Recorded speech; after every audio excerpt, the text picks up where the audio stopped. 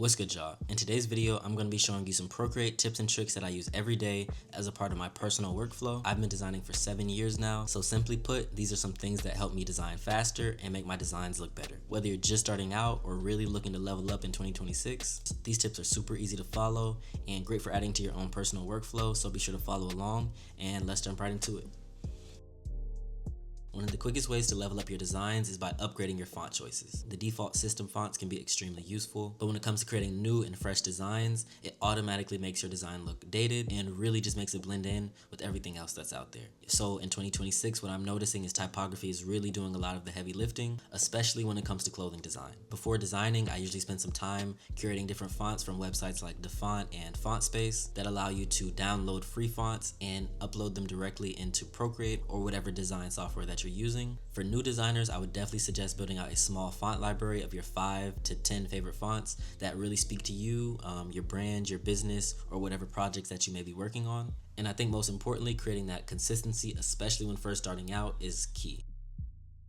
If you're still recoloring garments manually, you're probably working a little bit too hard. The smart move is really by separating out your layers. And on these different layers, you can have your artwork separated from your garment base, separated from your shadows, which allows you to make real-time adjustments to any of those layers while you're designing. And also those adjustments take seconds instead of minutes. My personal favorite method is by using the alpha lock feature, which allows you to lock down certain pixels and you can only color on those specific pixels, which allows you to quickly switch out those colors. The hue and saturation and also the gradient maps are also very valid ways to do this as well. And by using these different methods, it makes it a lot easier when you're presenting options or building out an entire collection.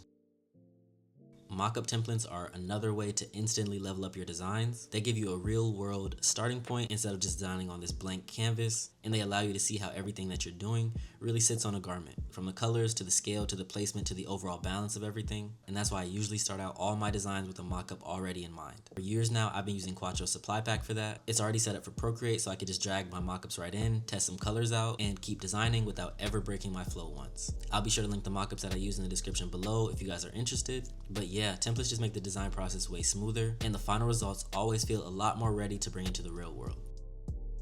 For me, my best designs always start with good research. Instead of trying to guess layouts and details, you should pull references that inspire the direction that you're aiming for, whether it be from your favorite brands like Carhartt's to See Supreme or just random pieces in your closet. Before even pulling up your iPad, your laptop, I always suggest finding some inspiration.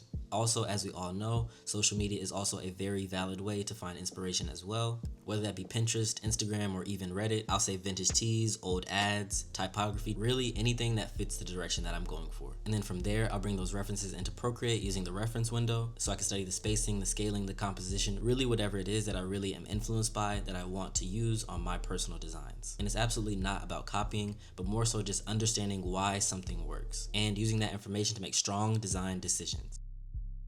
To me, flat designs just always feel really unfinished, and adding in depth and detail is what really separates beginner work from industry professional level work. For example, I use soft shadow to emphasize where the print might sit on the fabric, subtle highlights where garments naturally fold, and even sometimes different texture overlays to really bring those designs to life. I feel like these small details add so much to your work. They feel intentional, finished, and most importantly, ready to bring into the real world.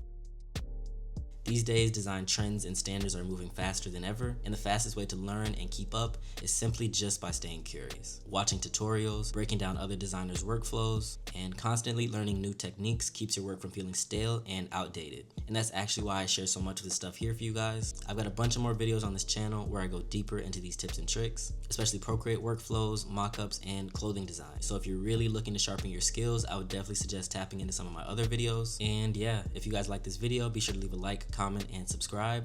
And again, my Mockup Packs and other products of mine, like that bag you see in the background there, are available now on my website at quattrosupply.com. So if you're interested, I definitely suggest you check those out. Whether it's tips and tricks, more mockups, or anything else, make sure you leave a comment below of what you want to see more of, and I gotcha with that. And yeah, I'll see you on the next one. Peace.